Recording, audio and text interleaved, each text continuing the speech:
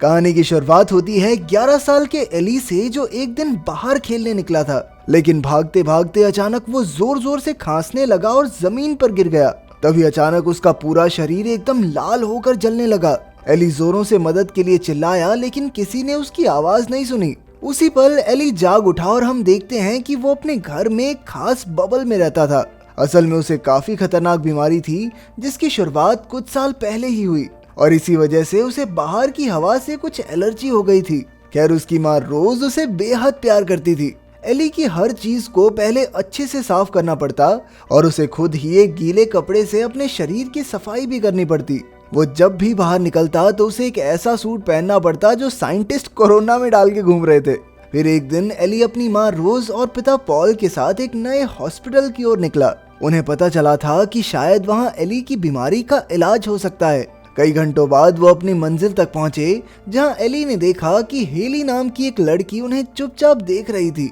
असल में वो कोई हॉस्पिटल नहीं बल्कि एक पुरानी हवेली थी, जिसके दरवाजे स्टील से बने थे। पहले एली को अंदर भेजा गया और उसके पूरे शरीर पर दवाई छिड़क कर कीटाणु मिटाए गए। इसके बाद रोज और पॉल के साथ भी यही हुआ। फिर उनकी मुलाकात डॉक्टर हॉर्न से हुई, जो पिछले कई सालों से इस नए इलाज का इस्तेमाल बच्चों पर कर रही थी। एली ने पूछा कि उसने अब तक कितने बच्चों को ठीक किया था, लेकिन हॉर्न ने उसकी बात को अनसुना करते हुए कहा कि वो एली को बेहतर करने की पूरी कोशिश करेगी। फिर उसने एली को अपना सूट उतारने को कहा, क्योंकि पूरी हवेली की हवा पहले ही साफ कर दी गई थी, लेकिन बेचारा एली अब भी डर रहा था। इसके बाद उसने उन्हें हवेली दिखाई और तभी एली ने एक अदृश्य दरवाजा देखा, जिसके पीछे पहले तो एक लड़की थी, लेकिन वो अचानक गायब हो गई। एली को लगा कि शायद ये उसका वहम होगा, लेकिन बाद में हॉर्न ने उसे हवेली के उस भाग में जाने से मना कर दिया। फिर डॉक्टर ने उसे उसका नया कमरा भी दिखाया, जिसमें एक बाथरूम भी था, जहां पहले से साफ किया हुआ पानी आता था। आखिरकार एली ने अपना सूट निकाला और उसके शरीर को कुछ नहीं हुआ।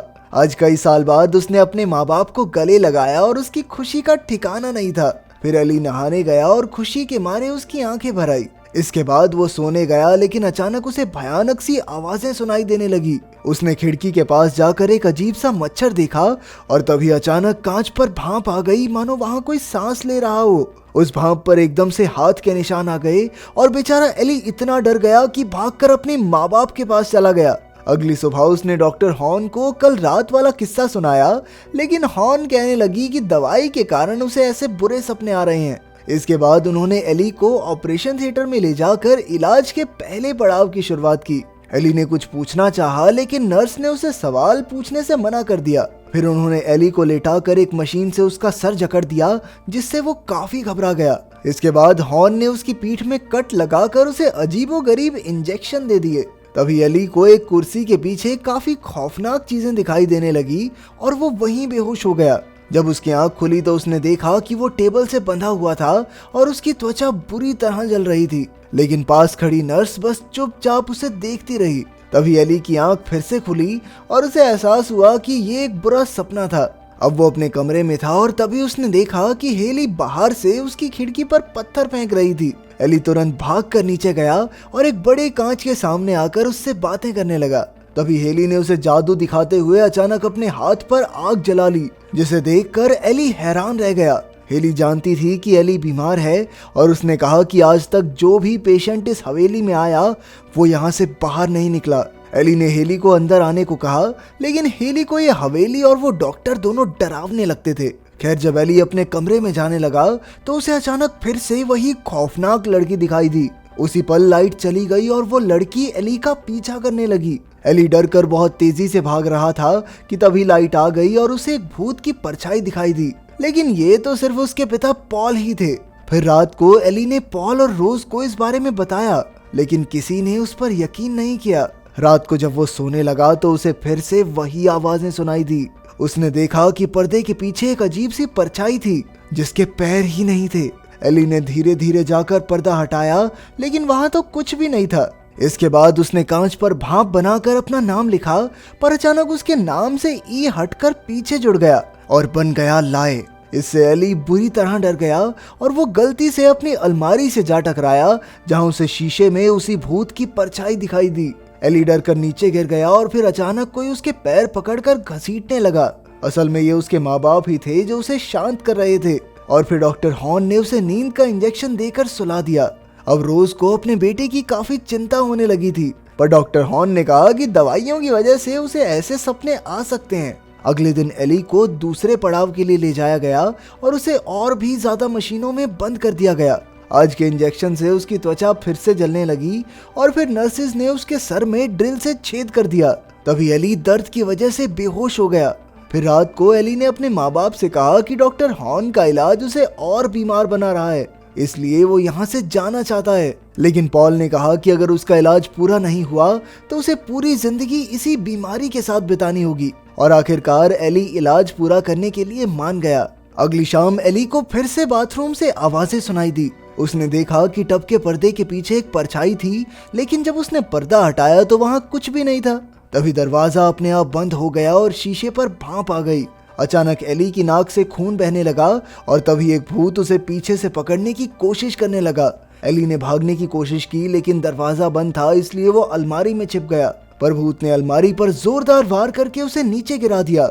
आखिरकार एली ने बाहर निकलकर देखा कि उस भूत ने पूरी अलमारी पर लाई शब्द यानी कि झूठ कुरेद दिया था। तभी डॉक्टर हॉर्न और एली के माँ बाप वहाँ आ गए और उन्हें लगा कि ये सब एली ने ही किया है, और एली के सच बताने पर भी किसी ने उस पर यकीन नहीं किया। खैर बाद में एली हेली से मिला और उसने एली को पेरी की कहानी बताई, जो एली से पहले यहाँ इलाज करवाने आया था। पेरी को भी इस हवेली में भूत दिखते थे, लेकिन उसके इलाज का तीसरा पड़ाव आने के बाद हेली ने उसे फिर कभी नहीं देखा। हेली ने एली से कहा कि उसे तीसरे पड़ाव से पहले भाग जाना चाहिए, लेकिन एली अपने माँ बाप के बिना नहीं जाना चाहता था। फिर जब वो लौट रहा था तो अचानक फिर से लाइट चली गई और कोई उसे घसीटने लगा। तभी एली ने देखा कि ये पिछले 3 पेशेंट्स की आत्मा थी। उन्होंने एली को स्टील के दरवाजे की ओर धकेल कर अचानक दरवाजा खोल दिया। बाहर की हवा की चपेट में आते ही एली का शरीर बुरी तरह जलने लगा, पर उसके माँ बाप ने ऐन वक्त पर वहां आकर उसे बचा लिया। फिर एली ने हॉर्न पर पेरी की मौत का इल्जाम लगाया, लेकिन डॉक्टर हॉर्न ने उसे एक इंजेक्शन देकर बेहोश कर दिया। इसके बाद रोज एली को दवाई देने आई। एली ने दवाई लेकर रोज को गले लगा लिया और तब उसने ध्यान से देखा कि अलमारी पर ली नहीं बल्कि 317 नंबर लिखा हुआ था।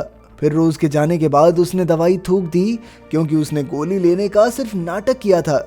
उधर हॉर्न ने एली का सूट जला डाला ताकि वो हवेली से भाग न सके। बाद में एली ने हेली को उन भूतों के नंबर 317 के बारे में बताया। हेली ने कहा कि ये किसी दरवाजे का खुफिया कोड हो सकता है। फिर रात को एली अपने कमरे से निकला और उसी दरवाजे पर गया जहां डॉक्टर हॉर्न ने उसे जाने से मना किया था। उसने कोड लगाया और दरवाजा खुल गया। इसके बाद वो डॉक्टर हॉर्न की लैब में पहुंचा, जहां उसने पुराने पेशेंट्स की फाइल ढूंढी। एली ने सबकी फाइल्स देखी तो पता चला कि सभी पेशेंट्स तीसरे पड़ाव में आकर एक दर्दनाक मौत मारे गए। पर तभी एक नर्स ने एली को वहां देख लिया और वो भाग निकला। अब एली ने ये सारी सच्चाई अपने पिता पॉल को बताई और पॉल ने उसे गले लगा लिया, पर इसी बहाने उसे बेहोशी का इंजेक्शन दे दिया गया। लेकिन एली पर इसका कोई असर नहीं हुआ, इसलिए नर्सिस उसे घसीट कर ऑपरेशन थिएटर में ले जाने लगी। तभी एली ने देखा कि उनकी गाड़ी में आग लग गई थी और वो समझ गया कि उन्हें फंसाया जा रहा है। उसने भागकर वो फाइल्स ढूंढी ताकि वो सच्चाई को सबके सामने ला सके, लेकिन तब तक तो उन नर्सिस ने सारी फाइल्स छुपा दी थी। अब एली ने एक चाकू उठाया और सबको दूर हटाकर डॉक्टर हॉर्न के कमरे तक पहुंच गया। वहां एक तस्वीर थी जिससे खुलासा हुआ कि डॉक्टर हॉर्न और उसकी नर्सिस असल में नन्स थी।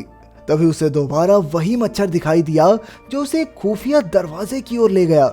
एली ने दरवाजा खोलकर देखा तो वहां भयानक सीढ़ियां थी, और जैसे ही वो नीचे पहुंचा तो उसने एक कुआं देखा जो ढका हुआ था।